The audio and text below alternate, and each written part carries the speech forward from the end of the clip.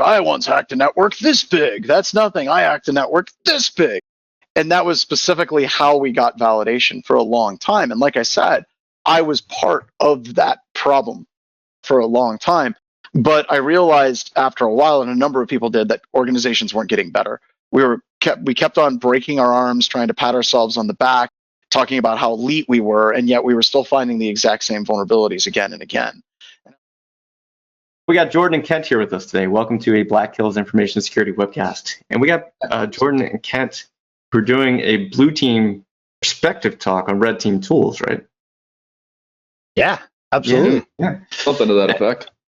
So if you have questions, feel free to ask questions, because we're always, looking for questions. But ask the questions in Discord if you can. But if you have a question, like CJ likes to put it this way, if you have a question that will enhance what we're talking about today, so that Kent and Jordan can answer it, then ask that and go to webinar. We'll be on the lookout for those. If you have a comment about what Kent and Jordan are talking about, just go ahead and comment on that inside the Discord channel. You can post memes, GIFs. You can talk to each other in Discord. That's a great place for it. But if you have a question that will enhance today's conversation, then please ask it and go to webinar. And then CJ will jump in from time to time and ask your question. Now, we can't get to all of them, but when this is over today, we're going to stick around for 10 to 15 minutes and just rapid fire answer questions with Kent and Jordan. And with that, man. I know, right? Wait, are we dropping? Wait. Are we dropping Plumbhoud today? Yeah, we are. Yeah, it sure is. Oh, this is going to be fun. All right. Oh, it's going to blow up. All right. This is the coolest thing since the wheel, sliced bread, whatever. All right. You two, take on over. Millions of new tools every day. But this one takes some stuff to a new level. Like, we're starting this very well. We're doing this. We're doing this. Slides are up. You see them? Yeah, we're good. Let's go. All right, man. You're up. Swing. Right, so we wanted to have a talk today. A while back, we had a conversation with a client, and it was something along the lines of, can you help us secure our Active Directory environment? And we said, yeah. And they were very interested in some red team tools, and we were very interested in helping them. And we very quickly found a executive problem statement that we're going to talk about later. But what came of that is Jordan and I kind of reflected on, from a defense perspective, all the red team tools that are out there, or at least some of them, and kind of how they fit in the environment of trying to defend. And we're going to talk about that today. So this is Kent and I. You've seen us before, maybe. Maybe this is your first webcast. Maybe not. The purple is here for John today, because we know it's his least favorite color. So I hate you. It's a color of royalty. It's royalty. It's prestige. It's the color of clowns. I wish. We don't love purple either. But the industry has designated that bridge between red and blue as purple. So we went with it. And John told us he hates the color, so we went with it doubly. So the executive summary today. Go ahead, Ken. Sorry. Yeah, so we're going to talk about are these red team tools, but in the blue team perspectives. We're going to give both sides of that. And then what you end up with is this kind of purple team view of things, because you have to mix both together and you end up with purple. But it doesn't always work out as cleanly as that. And we're going to kind of talk about that as well. We're going to do these in terms of a life cycle. So red team, we're going to talk about attacking. Blue team, we're going to talk about defending. And then that life cycle of what does it look like if we try to put that into like a continual improvement kind of life cycle. And we're going to talk about that. And then later in the hour, we'll talk about Plumbhoud and what's going on there.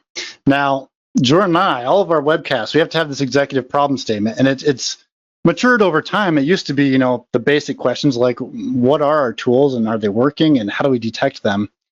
Can we spend our way out of this? And it really comes down to, I've always said that red team tools, they're for blue teams too. But that statement actually breaks down really fast in certain occasions. And those questions where it breaks down are like, how do I use it? It doesn't help me. What can I do? How is this scalable?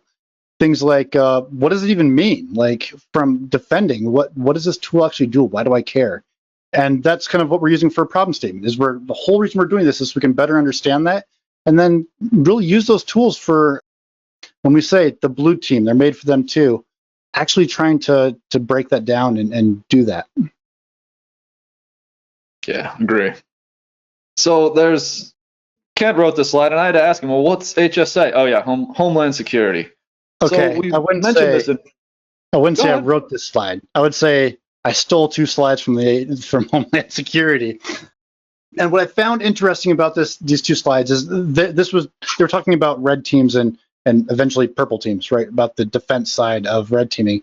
And one of the comments they added on here was the red teaming, right? Is it's guaranteed maximum effort, but there's a potential that you'll have minimum return. And it's kind of an interesting perspective when you actually think about it and look at what these tools are made for red teams, and there's a lot of effort that's put into them, but it doesn't always mean that return is going to be a 1-for-1 on the defense side. And I think that's really interesting, and HSA had already kind of realized that, and they were trying to move forward from there. And this is one of their slide decks talking really about purple teaming in I guess, kind of an abbreviated fashion. And back to something that was mentioned earlier, in my perspective, is it possible, Kent, to tune a sim without red teaming your own organization, without hiring a third party to do it, without some kind of role play where you actually password spray, you actually establish C2, or you actually pass a hash to authenticate to a remote system? Yeah, right. Because if you think about it, just like John talked about antivirus in pre-show banter, right? These signatures, malware-based signatures, and you can create these signatures for the IOCs that look like an attack, but are they going to work? And if you've never tested them, if you don't go through the effort of testing them, it's really not maybe protecting you, but you don't know unless you go through the motion of attempting that attack, attempting the hunt, making sure that you caught it. And if you didn't, you need to modify your configuration, your signature, how you're using your SIM to make sure that you can catch them and that you can react on them. Agree completely.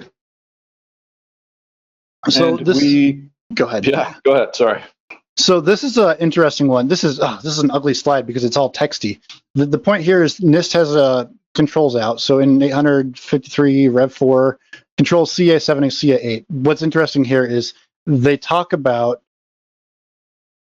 what you should be doing for information security. And our CA7 is about your blue team monitoring. It's about defending. It's about that circular continual improvement. And CA8 is talking about the pen test. They're essentially saying that, yeah, you can have CA7 and you can have CA8, but really without both of them, you're losing the point, and you need both of them there together to really make sense of it. And of course, CA7 plus CA8 ends up being purple team, which they don't define that with NIST in 853, but that's kind of what they're alluding to, is that CA7 blue, CA8 red, and of course it makes purple. Yeah, and Roxanne just pointed out the text is small. Yeah, the text is supposed to be small. Yeah, you don't read that. Go read the controls, right? It's pointing out the flow of life. You wouldn't want to have a red team if you've never implemented optics, unless you are trying to get budget for optics. And that's why, in terms of the way they list out their controls, CA7, which is the blue team monitoring, is first, right? They're actually putting that, like, this is your control you should have first before you go into attacking. Agree. But some organizations are up against, well, I have to have a pen test, but I have no staff or budget to deploy optics, configure optics, and then maintain them. So it ends up being a tough report. Yeah, sure does. Well, tough report to receive anyway. Magenta, a lovely color. So we talk about these. We're going to talk about more about red team tools, right? But from the perspective of, we can kind of generalize them, right? The red team tools that are out there, they're exceptionally good at breaking protocols programmatically, reverse engineering, auto-magically, tomfoolery engineerically, I made that word up, and good old-fashioned deception deceptively. So the point here is that these tools they're made for one purpose, and that's to make a red teamer's life easier and eventually to get that ponage, right? That's what they're designed for. They aren't necessarily designed for telling you what the problems are in your environment. They're not necessarily like an antivirus that's determined to tell you what virus you have installed and the correct method for removal. They're just there to do that red teaming and to get ponage. And this also gets into a larger debate that's happening on the Twitters right now. On one side, you have people like Richard Bachlik, who's talking about whenever you're creating implants, you're bypassing endpoint security products, and we're doing red teaming, he says we're making the adversaries' lives more easier. And we need to try to figure out how we can tip the scales for actually making their lives more difficult. And I think that this webcast, the reason why I personally got so excited about it was because it's kind of starting to try and answer that question a little bit more. And there's a lot of people that have been doing this, right? SpectreOps has been doing this as part of their core business for a long time. But really, when we're looking at red teaming, it's not just about breaking into an organization and saying, ha, you suck. It's how do we actually make people improve? And it's not as simple as everyone saying motherhood and apple pie and saying we all agree. In Bachelik's example, if we create a backdoor like GCAT, or we create a backdoor like something like Silent Trinity, and then a nation-state level adversary uses that, is there any culpability? Is there any responsibility on the part of the red teamers? It's easy to knee-jerk as a red teamer and say, well, hell no, freedom of speech, we're trying to make things better. But he does have a point. And as a whole, I think that the red teams all need to do better at trying to make those blue teams better, rather than just saying, hi, you suck. Black Hills has had this conversation about its ethos, and morally and ethically, we write a tool and we see it in the news in 2 months. That's I don't know. Is it uncomfortable? Yeah. Does it push the industry forward? Yeah. I don't know. I'm always challenged. It's a tough conversation to have. Like, we wrote a tool that was used to take down a government. That's not. I don't know how I feel about that. Well, and right. Yeah, hypothetically, might may or may not. But But I kind of, if people want to know kind of where I come from on this, I believe firmly that things are only fragile till they break. And that's why it's important for us as red teamers, as security professionals, to break things constantly, because that's where we start finding weak points. That's where we start finding faults. And there's a lot more of us than there are actual adversaries. And if we do our jobs well, we'll actually reinforce and make architectures better. But it only works if the red team is actually working to make things better at the same time. So this kind of drives the point that, and this is sometimes political almost, that we're saying red teams have this amazing skill at breaking things. It's an amazing skill at understanding those protocol levels at a very deep level and breaking things. And innately, the most professional blue teamers, they're not red teamers, right? They are very different skill sets. And the industry for years now has tried to merge this purple teaming, and it's difficult because you have to look at it. Initially it was like, okay, everybody come together and collab, right? And the reason I don't think that always worked well is because there was this, you're kind of ignoring that there was two different skill sets. We just assumed that red teamers could be blue teamers and blue teamers could be red teamers, and everybody would have a big party and it'd call it purple teaming. And it doesn't work that way, right? We have to acknowledge that the skill sets are different, and that way we can leverage all of those skills, those expert skills from both teams. And that's kind of what we're trying to do even with this, is saying that all these red team tools have this other component. Maybe it's not fully thought out yet, but if you look at it from this perspective, it can be. Agree. Yeah, that's very well described. And so then if we take that step forward and we let the red teams into our environment, or we build our own red team, they definitely help move defenses forward. If they don't, I personally believe you're doing it wrong. So the most important thing on networks these days is optics. And there's so many different places and so many different ways to get it. But most of us maintain and manage Windows domains. So defining, auditing baselines. This is a problem still in, 40 or 50% of the networks we test. They really aren't seeing what we're doing. They can't give me back PowerShell command line usage. They don't catch me port scanning their entire environment with mass scan, Nmap, and all of these other things in full smash mode. But I think we can get more people there.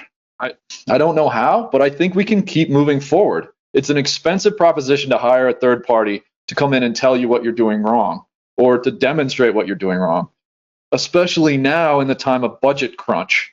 But having a purple team test your auditing baselines, push your SIM forward, or doing it yourself, just validating you can catch PowerShell commands, that is still not easy for all of our customers to do.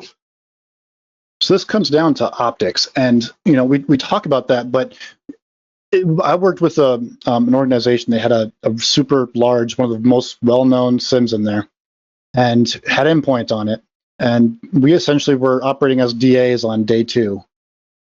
And it wasn't until day 4 that they caught us, and they caught us because of NetBIOS poisoning, right? We had gone that far that we'd now kind of got sloppy, and we're like, well, we'll see what else we can do. And on the day 4, they called us and said, hey, you guys are doing responder poisoning. We caught you. We've been in there for 4 days now, or for 2 days. Well, so it's interesting. And that also gets to another perspective that I fundamentally believe that every red team's goal should be at some point to get caught. We need to identify where those clipping levels are, where we can get caught, so we can do that gap analysis as well. Yeah, that's an interesting one. John, I remember when you got a call from me one morning and I said a lady just told me I must have been the best kind of evil because I finally added myself to their DA group. It's like, all right, well, I took over everything. I might as well add myself. Oh, she was livid. Holy cow. The best kind of evil. And that was a weird one though too, because that's the customer, the person that we were working with was happy, but every once in a while you get those blue team side people where they feel like the red team may have gone too far, and usually they feel the red team has gone too far because it's embarrassed them. That's true. It's interesting. So Hey, Sigma CJ. and SIGMAC are tools you should definitely look at. These basically help us understand a generic log format and then convert them for whatever SIM you want to use. You basically take your Sigma rules, you pop them in your SIM, the rules trigger and fire whatever alerting mechanisms you may have in place, whether that's a last alert and you get a Slack channel notification, text messages, emails, whatever. These are amazing tools that you definitely need to go look at for your SIMs. But then how do you challenge those rule sets? Because, well, you need to challenge your rule sets to make sure they're mapped properly. And that's, again, we're back to purple teaming, or we're back to a blue teamer turning into a purple teamer for a day. So the rule format looks something like this, pretty generic. And what do? We define a set of conditions under which we expect an alert to trigger. Kent, anything you want to add there? No, this probably went super we went from floating on water with theory to whoa, into the mix. And I know CJ's popping up. Got a question for us. Sure. Yeah, we can stop right there. Not a question. Well, there's been a couple things. One is please don't make me register as the handle. Can you define practically what a purple team engagement is? Because in my experience, the teams work separately and do their own thing. That seems wrong. It may or may not be wrong. It depends on the goals. So we definitely do what we call black teaming, where it's unannounced because you want to test whether someone can detect you.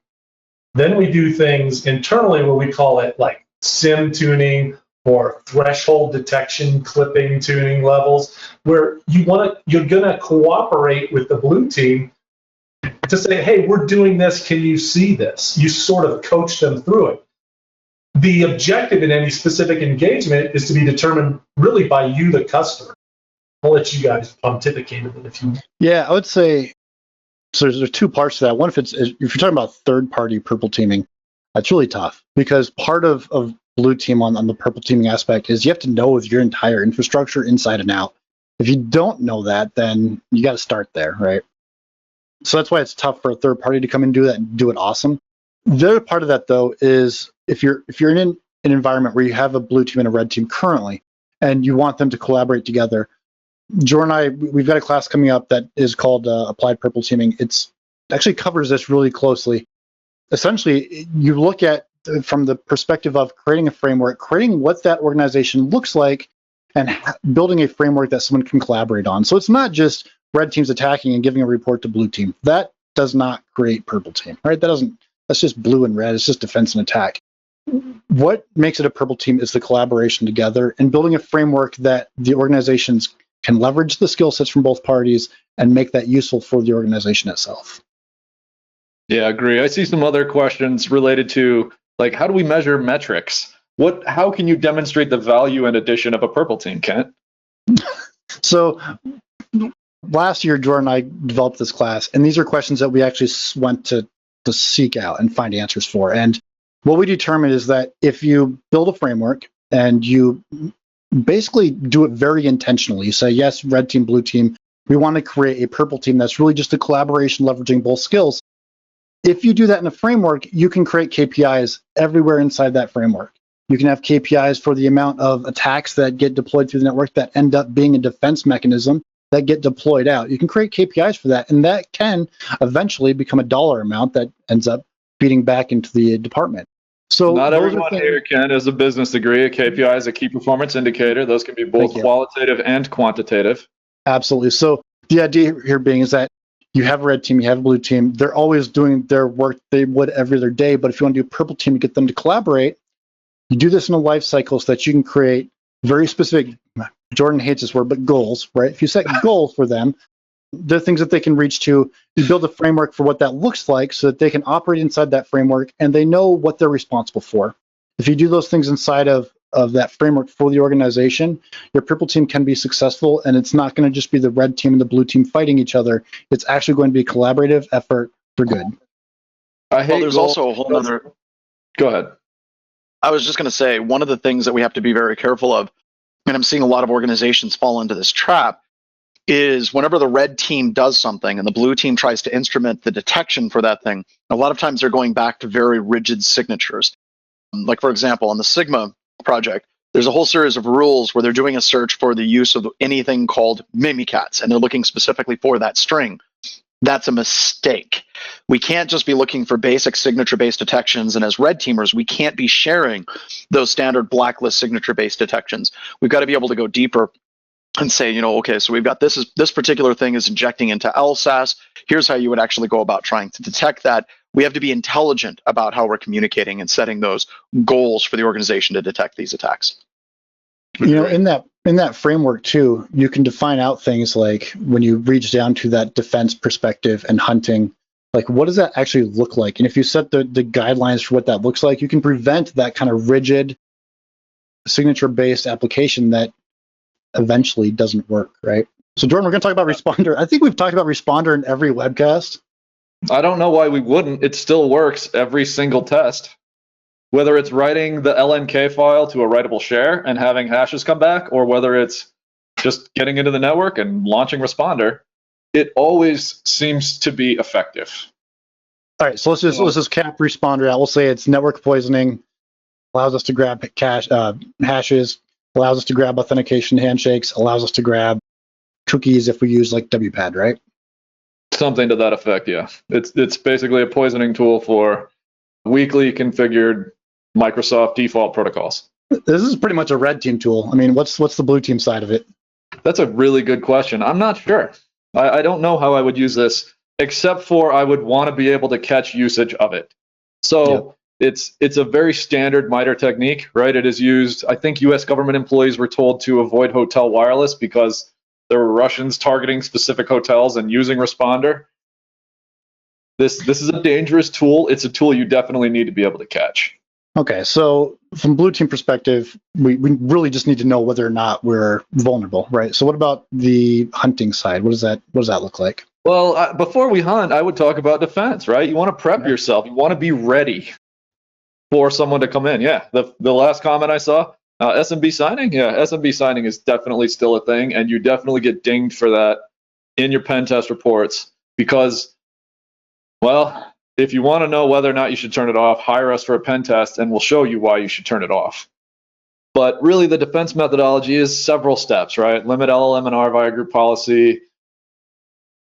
This one is tough, right? Not all people can deny access to a computer via group policy, but we really gloss over NBNS here because NBNS is on by default on all NICs you attach to Microsoft systems. There isn't a group policy setting that says you can go turn off NBNS everywhere.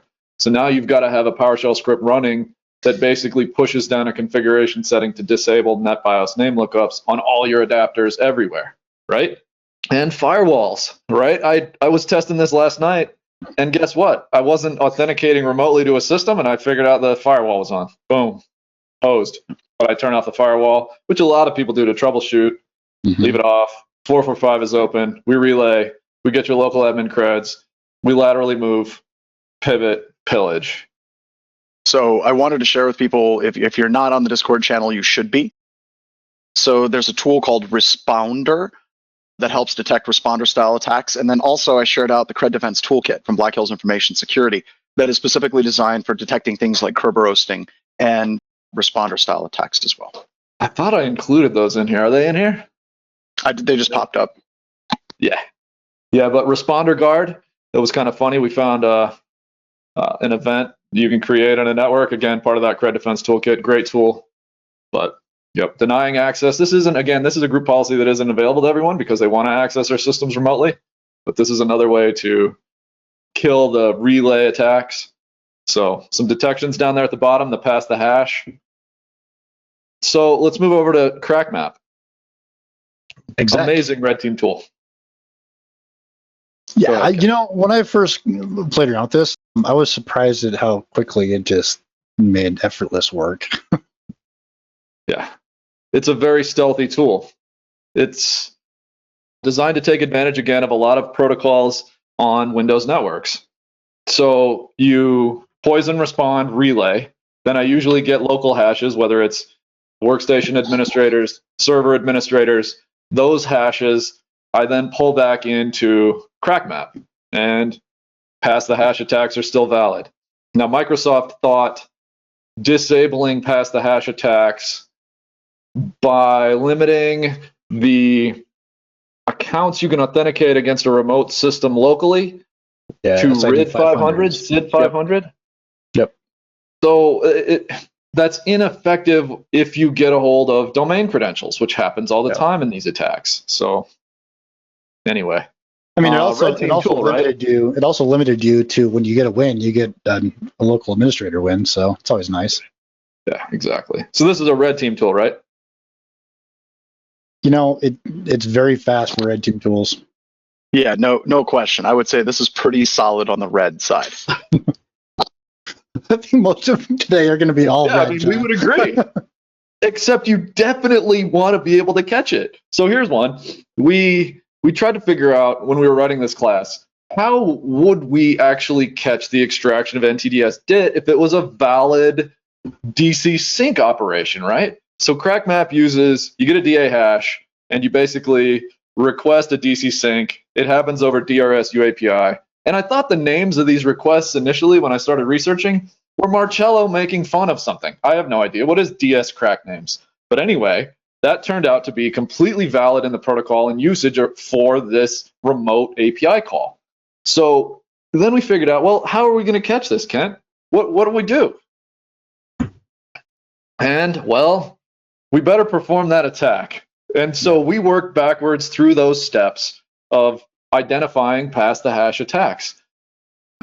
This was even before we knew Sigma rules existed. So we figured out backwards the same results, which is event ID 4624, valid authentication, a user reported SID of S100, null nobody, and then a logon process name of NTLM SSP. So when we combine these things in our SIM, we were consistently catching pass the hash attacks, which you want to be able to do if you hire pen testers.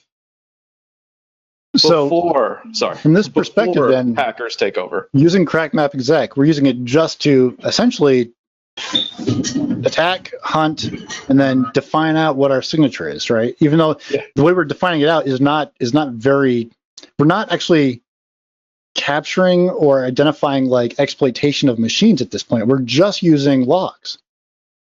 Yeah, we're trying to figure out what this tool looks like in usage, because while it is a pretty hard red team tool, right?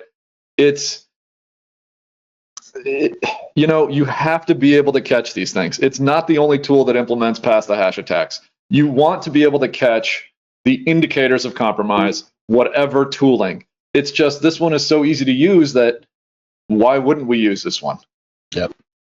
So from a life cycle perspective, first thing is get approval. You don't want to be attacking your networks, but without approval or authorization. But from that perspective, what that life cycle might look like for this is to actually run the replays, run CME, and essentially do that attack, and then attempt to hunt for what you just did, and then and see if you can build a signature for it.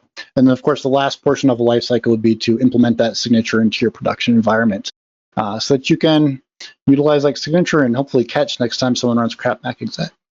Or I any can't say that too much. attack. Yep. So password sprays, right? This is another way we move laterally when you hire us to come into your network. It's a very standard attack. We use PowerShell. If not PowerShell, we use PowerShell without PowerShell. Command prompt. I love JOF's for loop, where you have a list of users. You iterate through your list of users against a single password with a command prompt. So whatever we can do, however we can get there, we are almost certainly going to password spray every network we come across. So domain password spray is easy enough for us to implement, use. I am saying in the next slide, I believe it is about a 5-minute tool from 0 to password spraying your environment. So red team is pretty clear here. I get what we're trying to do is we're just trying to get a password right by using summer 2020. Bang, like no one should be using that password. From the blue team, it should be pretty easy. Like we could audit for bad passwords, right? Like that's pretty simple. Yeah, agree. Completely agree. My cat's talking to me, so it threw me off my game a little bit here. But blue team perspective on this, right? We probably ought to know what our organization's security culture is like. And unfortunately, generally bad. Unless your organization has implemented a 15-character password policy and it is ingrained in your people to not hate that password policy because they understand length is more important than knowing Kanye West is married to some lady. This is a serious challenge for organizations. So again, we're going to have to go back to the next slide where it says, well, you need approval to do this, right? You're going to get a hold of people's credentials almost certainly if you have bad password policies. And knowing this is a common lateral movement technique isn't good enough. So one, you need permission to do this because you are going to see people's credentials. And I don't know, Kent, what do you got here? I mean, technically, if I said your password is summer 2020, bang, and I said to a large enough group of audience, I knew their password. I just didn't know who it was. You know, I agree. I think obviously you need to have authorization. The good thing here is you'll be able to determine what that password hygiene looks like. And just saying 15 characters, the interesting thing about that is if you take all the American English words, right? Put them out, get frequency analysis on it, figure out what the top 1,000 words are. What's 1,000 times or 1,000 cubed, right? It's a billion. So we can crack 1 billion password hashes in less than a second. So just because you have 3 words in your password, that doesn't mean you have a good password either. 5 words isn't even necessarily good enough if it's all the top 1,000 frequency words. This is where domain password spray can come into play. But really, I think the other big benefit here for blue teams is the fact that if you can do this and you can catch it, that's where the big win for this is, because you're going to be able to catch those brute forces then that are lateral instead of being vertical. Sure. So I just saw an interesting question from Jimmy, but we'll address that in just a second. CJ, we have any other interesting questions? Anything you want to talk about? Kind of a hodgepodge here. Early on, they were asking what we like for honeypots. Sure. John. I really like, for a lot of the things that you're talking about here, one of my favorite honeypots when we're talking about password spray attacks is create a user account, log into the user account, set its logon hours to 0, and then set up a SIM alert where anytime someone tries to authenticate to that account, it'll generate an alert on who's trying to authenticate and from where. And that will shut this particular, that will detect this attack immediately, because domain password spraying is not a targeted endeavor. They're pulling down every single user account in order to do it. What's interesting too, John, is I think the clarification is that you didn't just say tool, right? You actually gave the methodology to how to do it. And I think when you talk about some of these things about blue teaming and creating these tripwires, there's not always a tool. Sometimes it's actually you configuring things in a logical way to be able to build that hunt platform. Agree. And another question here was, what's the general difference between event ID 4624 and event code or event ID 4776? One of those is Kerberos validation, and one of those is just a standard Windows account logon. I think we show this in a couple slides coming up, but 4624 is a successful logon, 4625 is an unsuccessful logon. Now, The 4776 codes, you have to be baseline optic. You have to have a specific set of audit policy configuration settings in your Windows domain that are pushed to your domain controller baseline as defined by Microsoft, your member server audit baseline as defined by Microsoft, and then your workstations, right? All of these have slightly different audit policy configuration recommendations. And you will never see event code 4776 if you're not auditing properly. Yeah, Now, so you won't see this unless you've done it intentionally, right? And I think that's key, is that the default configuration does not yield itself to be able to do some of these hunts. You actually have to put the effort in and do these things intentionally. agree. Yeah, optics are so crucial. So for a lot of organizations, I assume a lot of people even on this webcast have not really understood the fundamentals of Windows optics. And there's some serious problems with their default settings that leave us blind to critical things like password spraying. Well, and I don't know exactly what the webcast was. It was one of the attack tactics webcasts. If you remember, we thought it would have been easy to say, okay, we're going to go through and find out what are the event logs that you should find for the entire attack methodology.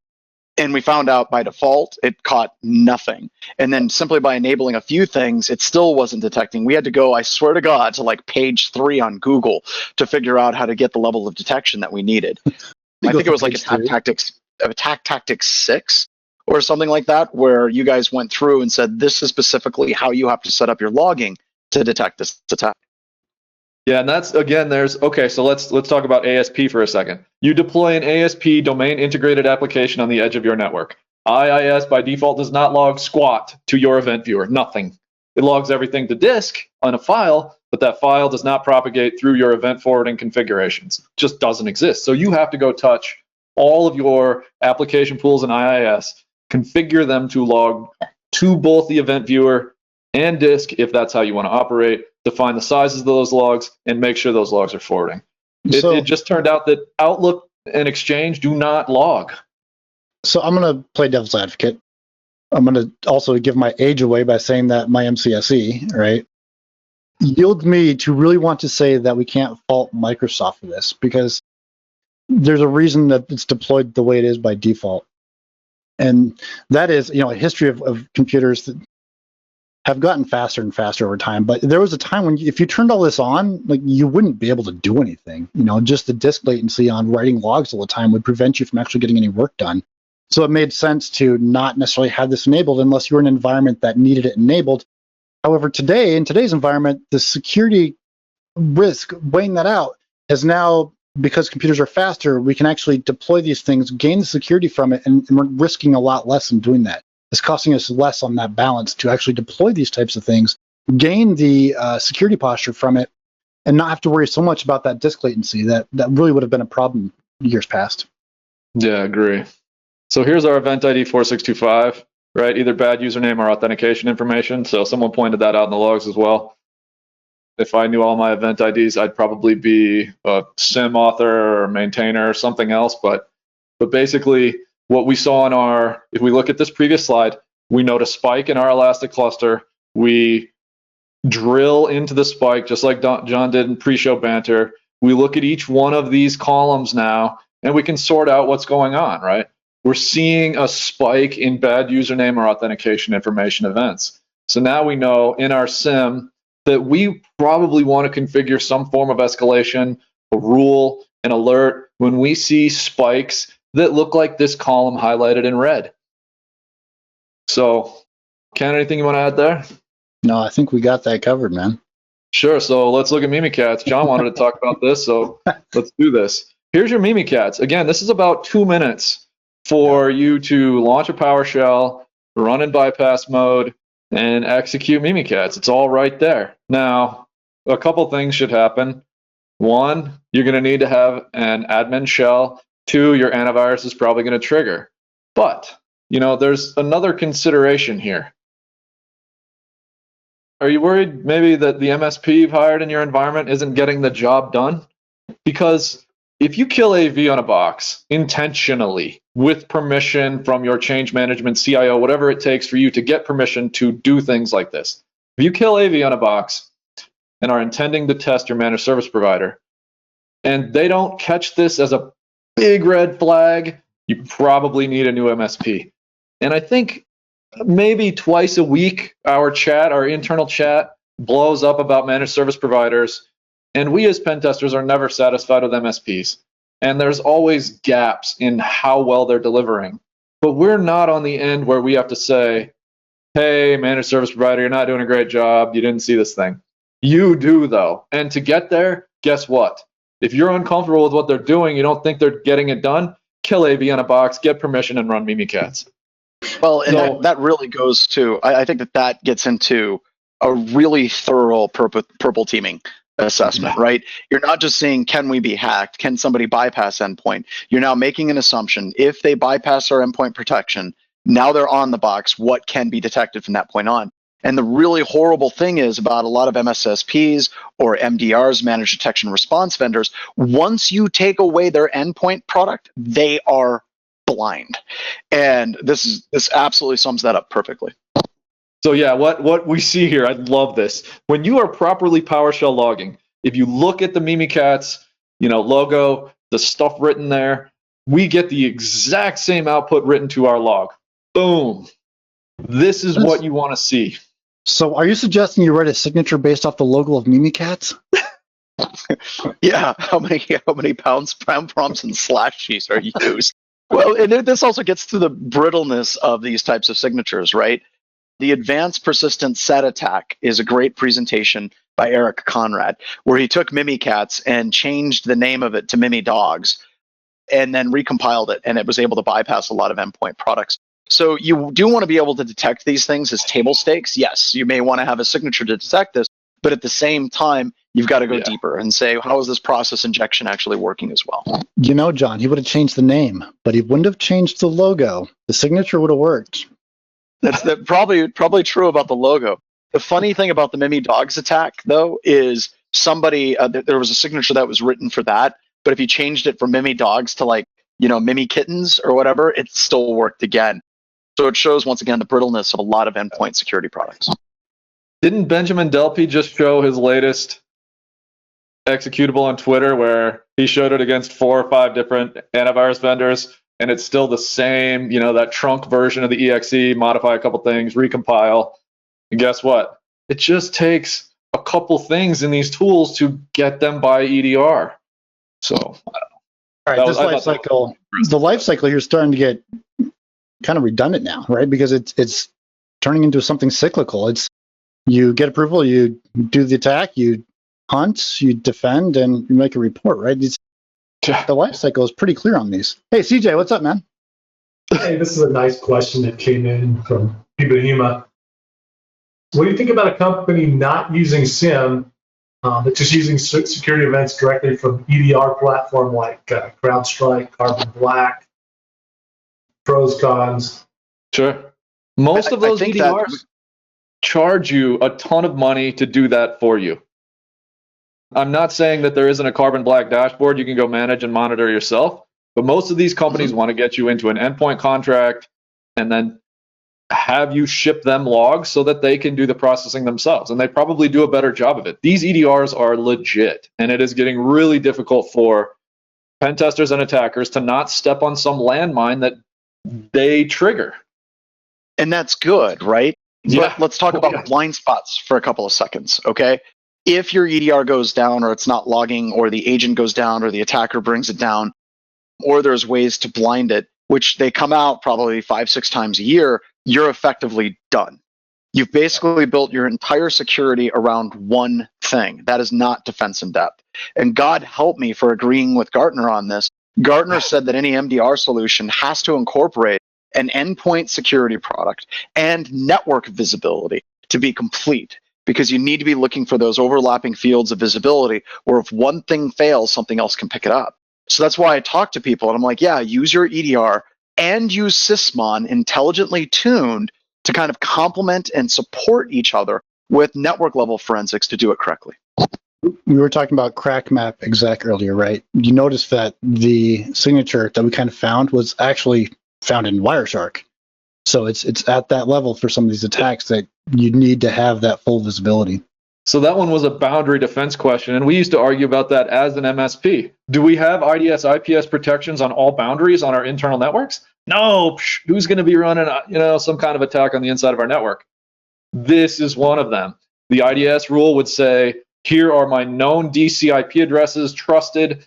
If any requests for DRS API syncs come from other IPs at my boundaries, trigger alerts. So, John, there's another question here I want you to address, if you don't mind. Why do we believe nearly all security vendors keep implementing like these kind of defense detect things improperly? Are they? Well, go ahead. You know what that's. Let's back up for a second. I think that sometimes it can get too easy to rip on these vendors, right? And say that they're doing it wrong. They're doing it incorrectly. It is incredibly difficult to create an endpoint security product. It is incredibly difficult to look in all the nooks and crannies on a Windows operating system for what is going on. Even Microsoft themselves, there are sysmon bypass techniques. There are AMSI bypass techniques that exist. You're not dealing with something simple. It's incredibly complicated. And if you're looking for a really quick stopgap, which is what a lot of people are looking for, writing a signature for something like Mimikatz works in the short term. And it also works for 98% of the attacks that would utilize it. So I think you're looking at this run and gun. You're looking at, basically trying to do this gap analysis and fixing things as quickly as possible in a triage mode. But if we look at where endpoint security products are today and where they were 5 years ago, there's no comparison. They are absolutely getting much better at what they do. But back to gaps, the browser is the new endpoint. The cloud is the new endpoint. And a lot of those products start losing visibility there. Yeah, I don't know anyone who has deployed EDR on EC2 instances. I'm not saying that there aren't probably people on this webcast. I have never encountered a situation where someone's EC2 fleet was fully EDR'd. And that's just the facts of life. So, all right, Kent, we're almost there. Oh man, BloodHound. Okay, so back to the very first slide, right? We talked about a customer of ours that said they had a red team tool they wanted to use, and they struggled to understand the usefulness of it to defend. The tool that they were talking about was BloodHound. And when we sat down, we looked at their environment in BloodHound, and it became very, very apparent why they were struggling. So BloodHound is a great way for red teamers, and I consider it a red team tool, but it's made for blue team too, right? It'll work. It allows you to do things like pathfinding, right? And it's using a graphical database to do it. So you can do things like, I have access to a user account here, a very low privileged user account, and I want access to DA. Show me the shortest hack path I can find to do just that with the least amount of effort. And that's what BloodHound does. Now, from a red team perspective, that's what it's doing. It gives you information like that that's useful to make your job really fast, to pwn a network as fast as possible, as efficient as possible.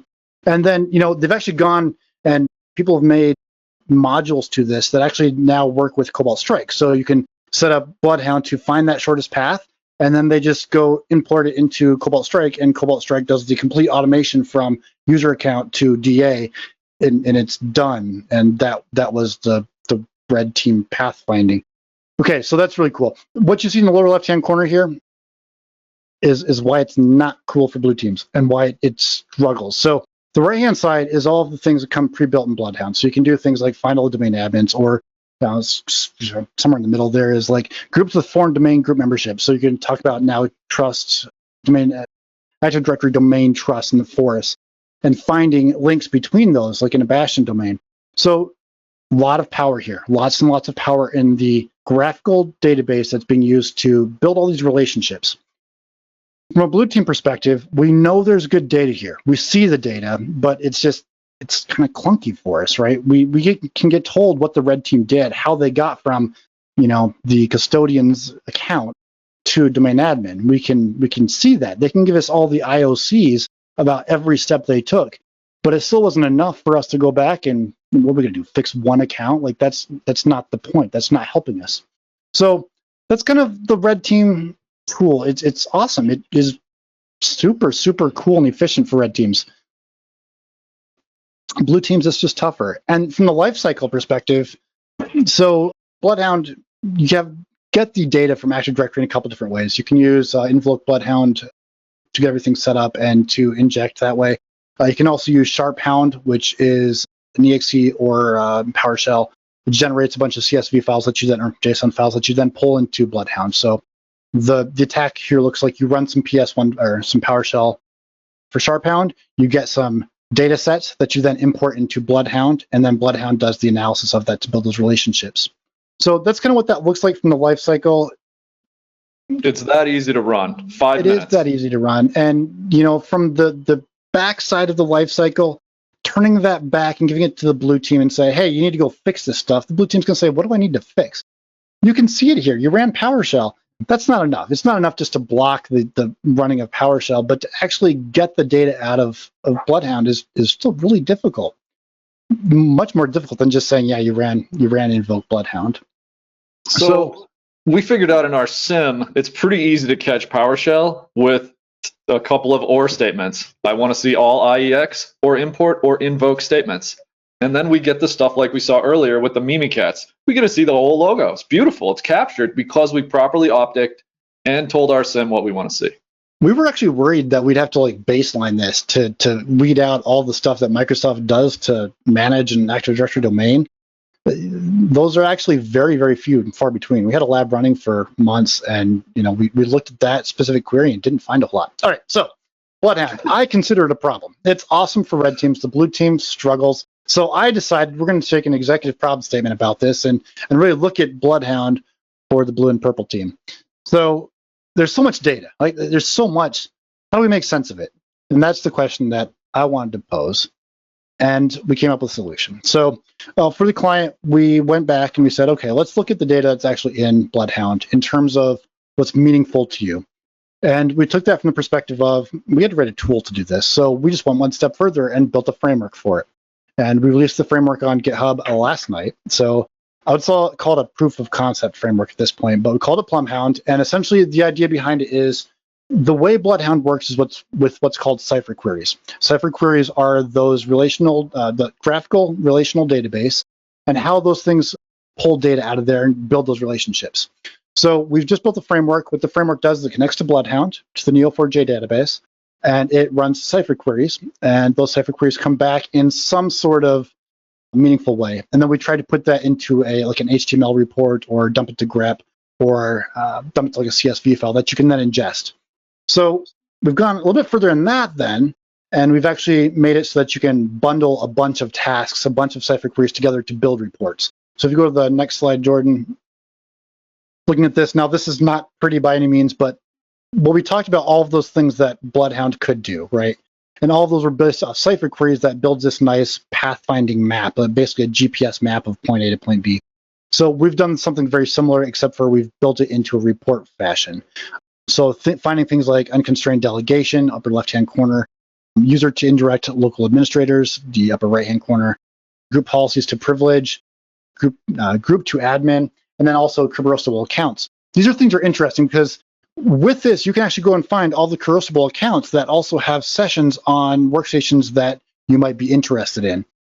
For example, a domain controller or a remote desktop that also has lots of other users logged in as well. So the idea here was to take a look at that BloodHound map and make sense of it in a way that you can infer work that needs to be done from a blue team perspective. So no longer do you get this kind of map that's massive. You can now look at something that I think is consumed by blue teams a lot better, which is, honestly, logs and reports. To look at it from an analytical perspective and say, of all the past, this is the commonality between these 400 accounts. There's this one step right here that's common. If we fix that one step, this problem kind of goes away. And this tool is designed to help facilitate that. So we've built the framework, and then we're also going to release later today basically a marketplace where everyone can add their own cipher queries, because the power of this is not just in me creating a cipher query and making it useful for you. The idea behind it is that if you create a cipher query, because the way BloodHound works, it's common between all Active Directory environments, you'll be able to replay that cipher query across other environments. And that means if I create one, why can't you use it? If you create one, if the goal is to better security as a community, we can do that by building these cipher queries that generate these reports, and these reports can be meaningful. The big key here is taking these cipher queries and making them aggregate data so that you not only see a number of user accounts that have access to a certain resource, but drill it down to why. And that's where the power is really going to come in at. Well, And so- and this also becomes the task list for the blue team. And that's what was Absolutely, really missing from BloodHound, is whenever you tried to explain this to a lot of red teamers, probably myself included, is you would say, well, we don't have a good way of pulling out what is the action items. And it's like, but I got domain administrator. Yeah, but there's like 150,000 things in the report that need to be addressed, but these 12 got me domain administrator. And this really starts basically turning it into a worksheet for the administrators to address the issues, not just the one path the attacker used. So And I would have you take one step back in description of the tool.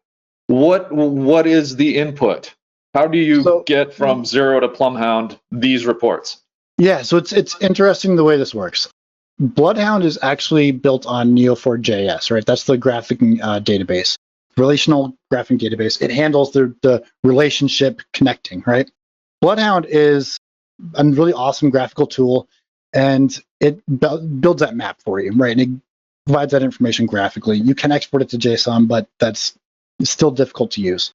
So what we've done is we've actually then, after you've imported the data in BloodHound from SharpHound, take the SharpHound JSON files, import them into BloodHound. BloodHound builds all of those relationships together, builds out what that map, the control pass, builds that all together, and then we're then connecting to that same database and running the same cipher queries that BloodHound does, but we're doing it with the output being text-based tables or record sets instead of maps, if that kind of makes sense. So what this looks like from the actual syntax, I don't know if I have another slide on here or not. No, we don't. Okay, that's all right. But, Last slide. so the syntax essentially is just running Plumbhound to specify the server, the username, password for the database, and then the task list. And the task list is a bunch of tasks. If you go and look at the GitHub page, it'll have all that information in there. It'll even give you like a sample task list, right? That job list that produces a bunch of reports. The idea here is that we can generate multiple task lists, ones that are for specific things. Like if you're interested in domain admins, you can create a task list that drills down domain admins and figures out your root cause analysis and why you have so many domain admins, or why you have more than you thought, or what the actual account privileges are of those domain admins. And you can create these set of task lists that you can run and then share out as well. So that's kind of the community involvement, is building that framework or building those task lists. And then also, I mean, this is proof of concept code, and I'm not a rockstar Python guy, so if anyone looks at my code and says, you should have done it this way, yeah, make a pull request or push request, and it's awesome. We're fine with that. Yeah, all the information out there. Once again, we're looking for people to say, this sucks, here's how to fix it. That's awesome. That's how we get better. You know, and Jordan, go back one slide. I really wish I could have given the reports that came back from our client, because they didn't look like this. This is like the most... Yeah, let me talk about that really quick. Yeah. So we use a tool called Bad Blood, which is also available on GitHub, to create a domain for us. Something like 2,000 user objects, 500 computers, and then 395 groups. The problem is that tool can't create sessions for us. So, and BloodHound uses those sessions to be able to build those control paths. So we're missing a component in our database report here that's missing and doesn't give you a full picture of what can actually be done here. But if you look at the GitHub page, it's pretty easy to run. Again, if there's bugs, just let us know, or you can just fix it too. That'd be awesome. Yeah. Go home, make the world a better place. Absolutely. That puts us right at time, Jordan. I know. That's amazing. Holy cow, guys. That's like the best timing you guys have ever had. I just got a comment that said that he hasn't seen any questions in this presentation. I got a ton, so. All the questions, there's been a lot of them. Yeah. We've been answering on the back end. Oh my God. Here's a project for AM Spartacus. Bad Blood is FAIL's Active Directory domain with a structure with thousands of objects. The output of the tool will create a demo similar to the real world. That's cool. Do not run this in production. Do not run in production. Yeah. That's true. Well, well, you're going to run BloodHound in production, right? People do it all the time. This is just basically taking that data. Yes, but Bad Blood is actually... Yeah, we used Bad Blood to build and fill our... Don't use Bad Blood. Yes, No. That's right. That's right.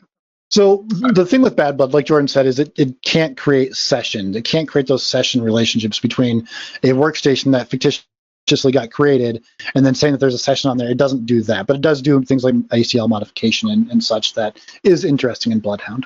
Random users from the top 1,000 first names, last names, random passwords, computer objects, groups. I mean, it is beautiful. Like, the output is amazing. This is actually the first time Jordan and I used that. Prior to this, we wrote our own scripts that did it. So we're happy to see that now there's someone else did the same thing, but in a little bit more of a portable fashion. Nothing like turning your domain into a smoldering heap. So let's bring the questions on, folks. Since we're at the end of the webcast, now it's time for post-show banter where we answer questions. Bring it. So, And then Kent and Jordan start, drinking heavily. They're like, "Oh, we made it." Coffee. Although people are like, live demo. Hell no. John, we're gonna kill the recording. So we're gonna kill the recording, but we're gonna stick around for all the questions. So for everyone, thank you so much for being here in this Black Hills Information Security webcast. Please stick around if you'd like to hear the questions. And Shecky was the winner of our Lawless Hack and Fetish hoodie. So Shecky, make sure you check your messages on Discord. Jason, do you want me to click the stop recording button? Are we done with the recording? Are we done recording?